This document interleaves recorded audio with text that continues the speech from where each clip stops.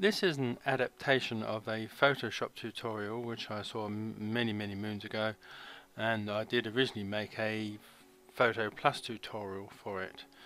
So this is an update of those tutorials, and it is basically to make an image look like it has been etched into a sheet of metal. I think it works best on this sort of flat metal image that has lots of scratches in it. But I have practiced on different types of metal textures with different images. I have this one here, which is this motocross bike, which I did on a sort of very rusty metal sheet, which I think works not too badly. And I did this Volkswagen car image onto this metal rusted slatted image, and this tiger, which I again did on the flat scratched metal image. All of these images were from Pixabay, which includes the textures as well. So which one you prefer to use, I will leave up to you, but my personal taste is this flat scratched image texture, which is this one here. So I will put a link to the images that I'm going to use in this video, or you can find your own textures, metal textures. So I'm just going to set things up and I'll be back in a while. Okay, I have shut down some of those images that we don't need anymore, and I have got the image that I'm going to be using, which I got from Pixabay.com. I have the texture which I'm going to be using, which, like I said before, is just a sort of flat scratched metal sheet, which I got from Pixabay.com. And I have duplicated the image over here because I'm going to show you two versions of getting the same sort of result. It won't look exactly the same, and depending on your image and the texture that you're going to be used, one may work better than the other. So I'm going to show you two different ways, and you can try one or both of these to work with your image or your background. So I've named this one version 2, and this will be version 1. So first thing we need to do is just to duplicate this layer. So I right click this and come down to duplicate, or you can press Ctrl and J. Then we're going to add an adjustment layer. I'm going to do that by clicking on this half black and white circle here and coming up to black and white.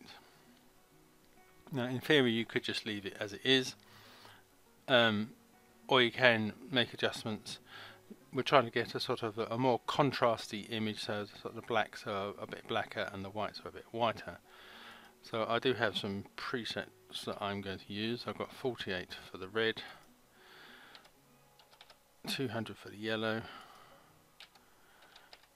156 for the green, 13 for the cyan, minus 42 for the blue, and minus 51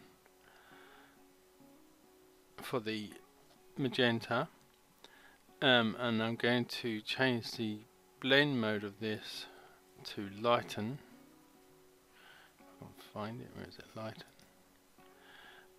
And then I'm just going to click merge to merge that into the layer itself. We do have a slight bit of colour still in the image, so I'm going to add another black and white adjustment, but this time I'm not going to make any alterations. I will just click on the cross to shut that down.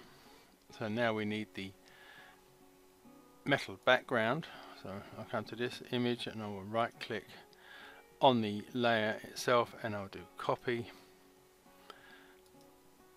come back to this image and then edit and paste. Now depending on your image and the texture you're using, you may have to resize this, but mine is quite okay. In fact, if I come to the move tool, you can see that that background image is a little bit bigger, this texture, so technically I could move it and get a slightly different lot of scratches showing up. Right, let's put it about there. Right, So now you have your texture at the top, we just need to change the blend mode. There are all sorts of different blend modes that you could go for. Some will work better than others. I find personally with this particular image that linear light is probably the best one. Hard light is not too bad, but I'm going to stick with linear light, but you could try any version that you want. So in theory, technically this would be the end of this tutorial for version 1. If you want to sort of keep it this sort of silvery texture, but I'm just going to add a recolor adjustment layer just to add a little bit of color. Let me just drop this down to around the 20, 23, 22 mark saturation, and I'm going to change the hue to a sort of yellowy bronze color. I mean, I don't want to go too much into the yellowy green, it's more the yellowy brown color. That one's on 24.1, that will do, just to give it a sort of a bit of texture, make it look like copper or brass or something like that. So that would be the end of version 1 for me. So I would save that, export it under a new name so you don't ruin your original. So that's version 1. So let's come on to version 2. This version is similar, especially at the start, than version 1, but hopefully the result will be different enough for you to appreciate which version you may want to go with. So first thing we're going to do is to duplicate the layer. So just right click and duplicate, or use Control and J, and then add the black and white adjustment, and I'm going to use the same settings that I did in the first version. So that's 48, 200, 156, 13, minus 42, and minus 51, and then I'm going to merge that down into that layer, and then I'm going to duplicate this layer, and I'm going to come up to filters, colors, and solarize, and then I'm going to, you can do a version where you leave this as it is and you'll end up having to use different blend modes, but what I'm going to do is I'm going to invert this selection and to make it this sort of this ghostly type image, and then I'm going to add a levels adjustment, and as you can see all the pixels at the virtually all at the white end of the range. So I'm going to bring the black slider just so it's touching the back edge of this pixel stack here on the histogram, and then click on merge, and I'm going to change the blend mode of this layer to lighten, just to sort of help make those darker areas a bit darker, and then going to just right click this and do merge visible, so we have a layer that has all the information just on one layer here, and then I'm going to change the blend mode of this one to exclusion to give us this black and white, much more black background than in the other version. And then I'm going to add the levels adjustment to this layer. This time, because all the pixels now in the black end of the range, I can move the white slider so it's touching the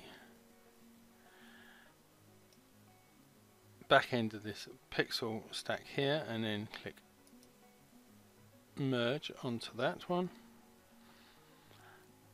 and then it's a case of getting the metal texture. So I'll just right click that, copy, come back to this image and edit and paste, and then it's a case of finding a blend mode that you like the look of. Now I personally think screen is quite good. I think glow is not too bad. You can sort of see that quite well, but they're probably the best two possible blend modes for this particular style. So I'm going to come back to screen, and that's probably a little bit too white with the texture, so I'm going to add another levels adjustment, and then I'm just going to bring the black layer level just to the right until it's touching the stack of pixels. I could alter the white one as well, but I quite like it left where it was, so I can just merge that in, and then like before you could either save it at this point if you want, or you can add the recolor just to give it that sort of bronzy goldy colour look. Let's go with that one. Alright, that's there. So then you would just save or export this. So that is one version and that is the other version, so it's up to you as to which type you prefer. I think I personally prefer the first one, although the second version is probably more of what an etched image into metal would look like, because you'd be seeing the scratches would be white rather than black, but it's a personal taste thing, so I will leave that up to you as to which version you prefer. So thank you for watching, and goodbye.